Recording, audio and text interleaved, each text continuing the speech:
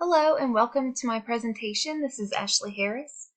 I chose to research the topic of non-cognitive skills. This is an area that is currently developing in curriculum. Here are the points that I'm going to cover. 1. What are non-cognitive skills? Number 2. Building non-cognitive skills in the classroom. 3. Impact on student learning. And 4, questions for discussion. So the first point, what are non-cognitive skills? The definition of non-cognitive skills is not precise. These skills are referred to as soft skills. They fall outside the areas of innate, built-in intelligence and academic competence. These skills have to do with a student's personality, what motivates them, and how they interact socially with others. Non-cognitive skills are often subtle, but they can be taught, and they are critical to learning. They are life skills that will be used beyond the classroom. Here are some examples of non-cognitive skills. Perseverance. This means sticking with a task even when it's difficult. How often do we see students struggle with this? The good news is that I will be sharing some strategies for helping develop these skills in our students. Stamina. This is the ability to work for a sustained amount of time. It is related to perseverance, but it doesn't necessarily go with a difficult task. Metacognition. This means thinking critically about your own understanding. This skill requires explicit instruction. Students can learn to be metacognitive, but they need modeling of being self-aware and using mental strategies. Creativity. This is the ability to produce new ideas and apply these to learning tasks. Social skills. This is when students interact appropriately and effectively with others, including peers, teachers, and other adults. Self-control.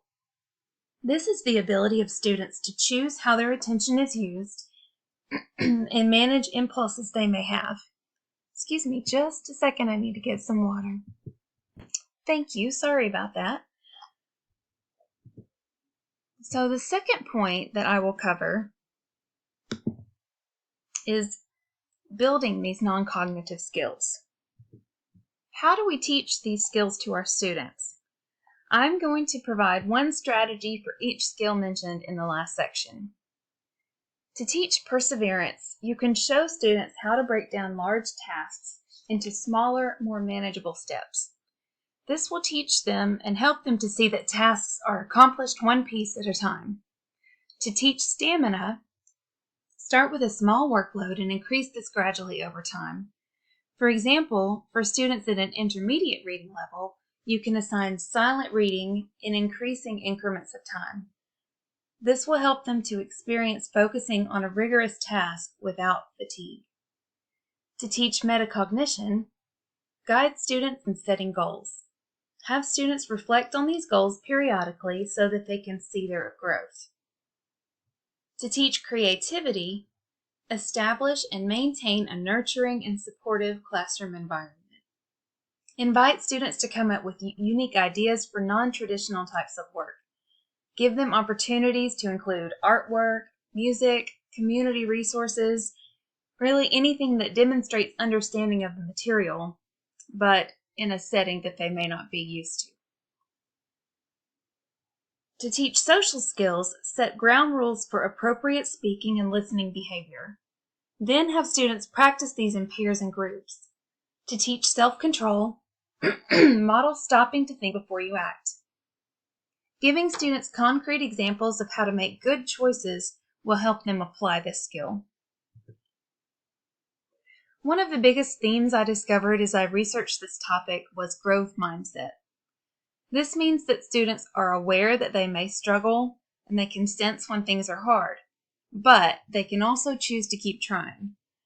Using positive language will give your students higher self-esteem and will motivate them not to give up. I found this coloring sheet on Teachers Pay Teachers and thought it was great. I've included a link to this resource at the end of the presentation if any of you would like to use it. I also really liked this quote that I came across in an article by Jennifer L. Frank. If children believe in their own inherent abilities, they are more likely to be motivated and put forth greater effort. This is common sense, but it is easy to lose sight of when we are constantly pulled in 1,000 directions as teachers. It is important to remember to build up our students and show them we believe in them. I want to bring up an issue with metacognition, the difference between cognitive engagement and behavioral engagement. We, as teachers, are pretty good at spotting off-task behaviors. But what about when students seem to be paying attention to the task? This can be addressed by asking students to stop and think about their thinking. Let them practice monitoring themselves. Are they actively problem solving? Are they focused on the material? This is important in building this non-cognitive skill. Now, I will cover the third point, impact. Knowing the why is so important. Sometimes our students will ask us why they have to do a specific task or why they have to learn a certain skill. We've all heard that as teachers in the classroom. This just proves that we should explicitly explain the reasons behind what we're teaching. Knowing why helps students see the value in what they're being asked to do. It boosts their self-awareness, and it motivates them to do their best. This makes sense to us as adults, doesn't it? I mean, if you don't think something is useful or worth your time, you aren't likely to put much effort into it. And our students are the same way. In fact, sometimes they are looking for a reason not to invest their time. And that's just part of their developmental stage. So it's important for us to show them why things are important. So, how will this impact our students? I chose these 3 areas to highlight, although I believe that teaching non-cognitive skills has numerous benefits. So first, it promotes confidence. Through the use of non-cognitive skills, students will develop self-efficacy. This means that they will believe that they can succeed in future endeavors, and it will motivate them to keep going. Second, it will enhance performance. Students will be proud of the work that they've accomplished, and they'll want to continue to do well. Third, it will result in success over time. Students with developed non-cognitive skills have a greater chance of completing higher education, maintaining employment, and being mentally healthy. Here are more effects of students with advanced non-cognitive skills.